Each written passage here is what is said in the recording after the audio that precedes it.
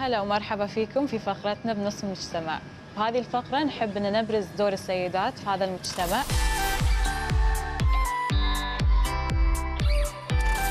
حياك الله جمانة جعفر. الله يحييك حبيبتي.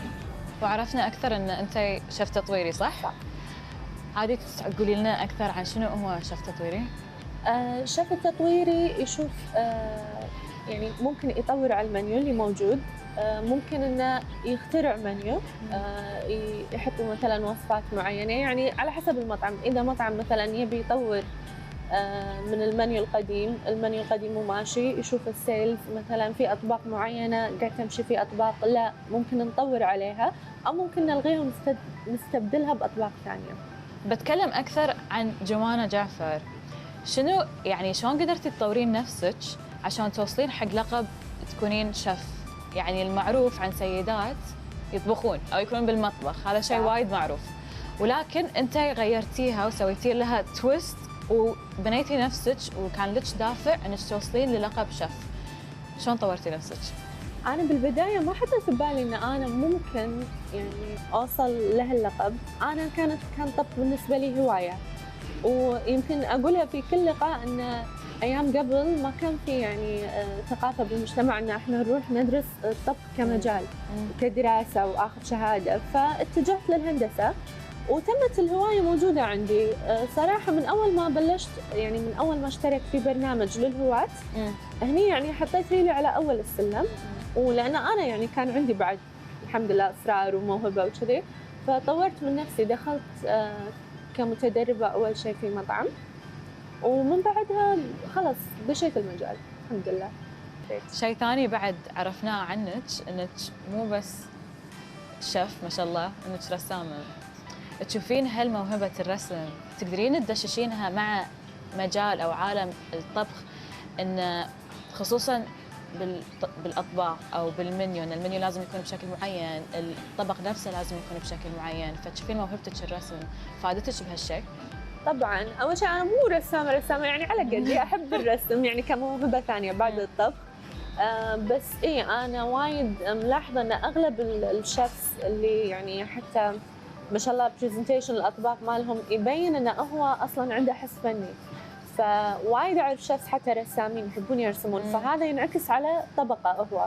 في شيفs لا تقتصر الموهبه عنده انه هو يحب يطبخ، يطلع لك مثلا الطبق طعمه حلو كذي، بس عادي يستعين بشيف ثاني يسوي له البرزنتيشن مال الطبق. فحتى في وايد مثلا ناس يسالون عادي مثلا تين بس تطورين، يعني ما عندهم مشاكل بالطعم، عندهم مشاكل بس مثلا برزنتيشن الطبق شلون يتقدم. ومن هالشيء ما شاء الله وبعد قاعد نشوف طريقة رهيبة بالكويت، مطاعم قاموا يختلفون بطريقة الطبخ نفس ما قلتي، واشياء ما نتخيلها، يعني كلش ما اتخيل انه فجأة وايد اشياء كانت غريبة قاعد يتفننون فيها. ابي اعرف انت كجمانة جعفر شلون انت تميزين او تبدعين بالاطباق؟ انا لما افكر اسوي طبق اول شيء احب احط اشياء غريبة، ما احب اسوي شيء يعني خلاص الناس متعودين على طعمه ولو شايفينه بمكان ثاني. احب اسوي شيء يكون مميز. دام وصلنا حق هني وقاعد تقولين عن اطباقك، والله ودي ادش وياك المطبخ وانت تسوي لنا شيء من اللي تقدمينه. يلا حاضر نشوفه تمرين. يلا.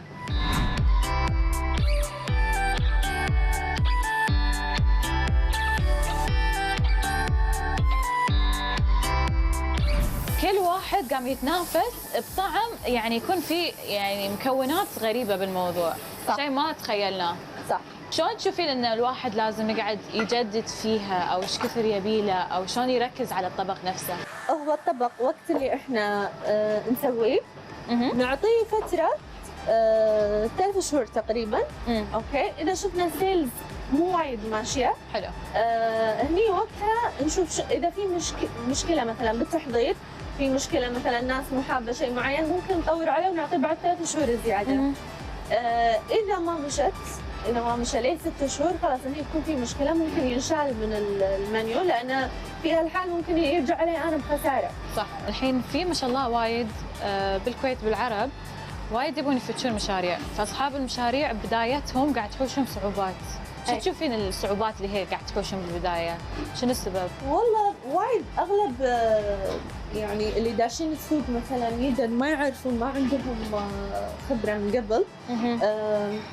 يعني ما يكونوا دارسين مثلا شنو الفئه المستهدفه مالتهم. مثلا انا بستهدف شباب، لازم مثلا ما افتح مول يستهدف عوائل اكثر. لازم لازم يدرس شنو التارجت ماله اكثر. وطبعا تحسين من يعني نفس ما تشوفين ما شاء الله عليك حتى بالبرزنتيشن وايد مهتمه بادق التفاصيل.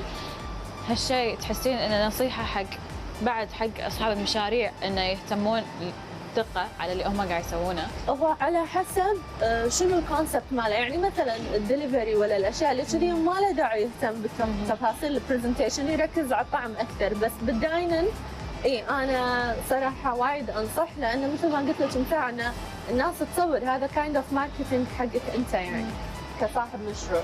جاهزه؟ جاهزه. نحط الليمون عليه.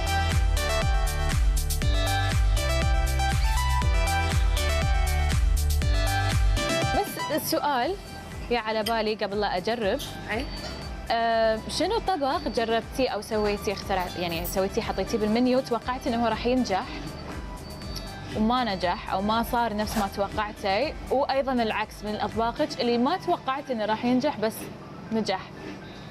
والله على حسب هم المطعم. يعني انا اقيسها مثلا على هالمطعم، اغلب اللي يجون هذا المطعم الثيم ماله طاغي لحوم، فكل اللي جاي مثلا يبي يطلب ريبس، يبي يطلب الاشياء اللي خاصه باللحوم. التشيكن شوي مظلوم، مو وايد ناس يمكن تفضل التشيكن.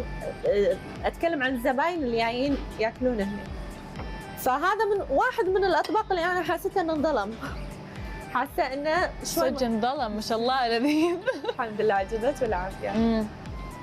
هو مو عشان الطبق فيه شيء، انا توقعاتي ان اغلب الزباين اللي ياكلون هني حابين اللحوم اكثر.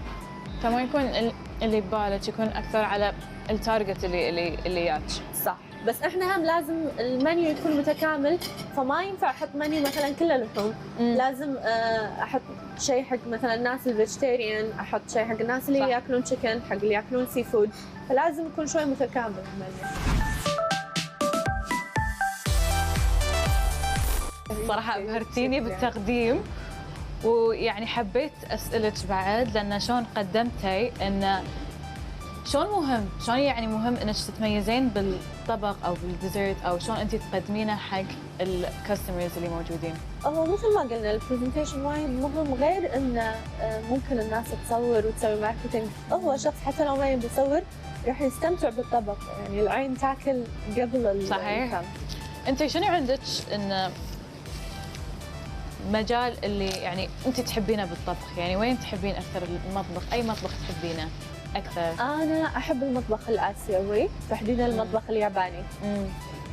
بس للاسف للحين ما اشتغلت في ولا مطعم الكونسبت ماله ياباني. ان شاء الله مستقبلا يعني ان شاء الله. بس مو صوب المطابخ الخليجيه ابدا، يعني توني باديه اتعلم كويتي. مو مع العيوش وهالسوالف هذا، لا بس رايحه حق السوشي. ففي شغله الناس ما يفهمونها، عبالهم شيف خلاص يعرف كل الاكلات. ما في شيف يكون ملم. انا والله اعرف بالمطبخ الايطالي والكويتي والياباني، ممكن يكون عندي يعني معلومات مثلا بسيطه عن كل مطبخ، بس لازم الشيف يكون متخصص في مجال معين. يعني مثلا خلينا نتكلم عن الشيف اللي educated، اللي عندهم شهاده، خلاص هو بيستري شيف، ما اقدر اقول له تعال شلون نسوي نعيش. في ناس ما تعرف، عبالها شيف خلاص لازم يكون ملم بكل المطابخ. والله شيف جمانة شرفتينا اليوم. والله انا تشرفت فيك، صراحه تميزتي وابدعتي، ويعني فخر للكويت اكيد. انت بعد فخر للكويت. بعد شفتي، تسلمين حياتي. وصلنا الحين وياكم نهاية الفقرة، فقرتنا نصف المجتمع. نشوفكم على خير، مع السلامة.